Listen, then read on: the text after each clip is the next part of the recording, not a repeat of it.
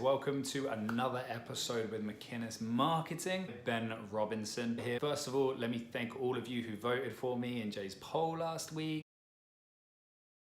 I appreciate I won 80 to 20%, by the way. So if you're wondering what I'm thinking about, you should maybe check out the last podcast. But thank you so very much. Jay is just as awesome as me and has a ton of experience. So we're going to operate on a bi-weekly basis. So every other week we're going to swap over so you get the best of both worlds. Today we're going to talk about a subject which is not figures based. We've been throwing a lot of numbers at you recently, which is great information. This is equally as good. It's just not numbers driven. This is something that I am so passionate about. If a realtor messes this up or just doesn't even play in this space, done. I can't stand it. It's one of my pet peeves, along with chewing with your mouth open and bringing an entire family to a grocery store. Today we're going to talk about how to choose your realtor. We've done conversations on, we recommend you interview realtors, what questions to ask them, how you can find out whether they're a good realtor or not, but how do you get to that stage? There are 14,400 realtors in the greater Vancouver area that you could select. How do you know they're good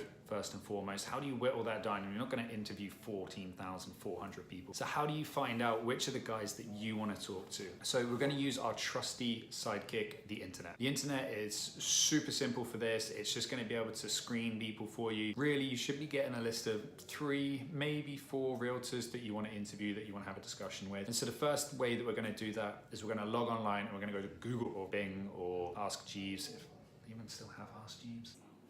Anyway, Google, Bing, whatever your search engine of choice. The best way to start is search where you are realtors. So if you're in Yaletown realtors, Mount Pleasant realtors, Crosstown realtors, and so on and so forth. Not difficult. Google these terms and then it will bring up local people in your area. The best thing about Googling these terms is it's going to bring people up who are specific to that area you've searched. So Google uses an algorithm. Don't ask me what an algorithm, I know what an algorithm is, but don't ask me to explain an algorithm. I'm a realtor, not Mark Zuckerberg. How it works, it's basically gonna populate realtors that match your area. If you're searching crosstown realtors, it's gonna bring up people who have crosstown on their website relevant to the area. First of all, it's gonna narrow you down massively to a specialist. Otherwise, you're gonna be getting some awesome guys, but they could be in Coquitlam or Burnaby, and they're not gonna help sell your home in crosstown Vancouver. So that's where we start. From there, we move on to looking at their website. It's as simple as that. How does it look? Is it professional, smart, contact information there, easily articulating their message? Don't forget, this person has to sell your home. So if they cannot sell themselves, how are they going to sell your home? I haven't seen that success where anyone cannot portray themselves and then also portray a home very well. It just doesn't make sense. This is why this is important. See what it looks like. Can you get in contact with them? Is it up to date? If it's not up to date, it might as well be done. It's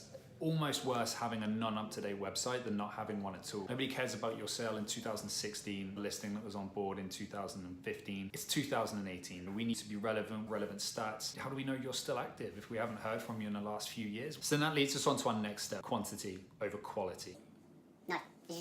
Quality over quantity. If it's just plastered with images, yes, images can look nice if they're taken professionally. You know our thoughts on professional photographers. Is it just plastered with images or does it showcase a home properly? If you followed some of our previous podcasts, you'll know that we talk a lot about emotional connection. Emotional connection is what sells homes now. Can you look at these images and do you fall in love with the place? Do you think, oh, I could live here? That first photo appealing, beautiful description of the place, showcase who they are as people, read bios, find out what these guys are like in real life. You want somebody you can have a personal relationship with, not just somebody who's going to come in and be a robot. Check it all out. Make sure that you're happy with the content. Make sure that it displays the right image. Make sure it tells the right story. And once you found 3 or 4 of these, reach out to these guys. They'll have a good contact page. Send them text, an email, a call. Most of us are extremely happy to just jump on a phone and have a chat with you, especially if you don't know what's going on in the market. Give us a call and we will fill you in. That's our job. That's what we should be doing. So don't ever feel guilty about that. Before I sign off here, our last one, if somebody says to you that they're not online or they don't put too much effort into their website because they don't need to, that is a negative sign. That is a No, right there. We live in a digital age, people. We live in an age where before anyone will do business with you, 9 out of 10 people will look for you on Facebook, Instagram, what kind of messages you post, what are your interests, people saying about your product, testimonials. Like, with information so easily accessible in today's day and age, there is no excuse for a realtor to not be online. To have a website is Realtor 101 right now. How are people gonna find you? Without that, you're unable to portray to people what you are, who your brand is, what you're capable of doing. And if that's such an obvious for us, and you don't have a website, how on earth do you think they're going to represent your property in the right fashion? And right now, with the way the market is, we don't have time to play around. We don't have time for you to sit on market for 2, 3, 4 months thinking, you know, something's going to come through. Oh no, it's not selling. Let's drive down the price. Now, this is going to be key. So anyone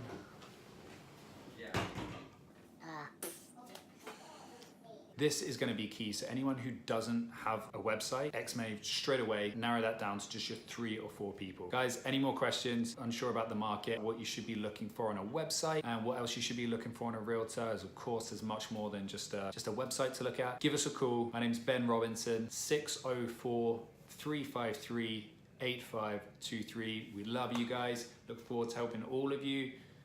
See you next week.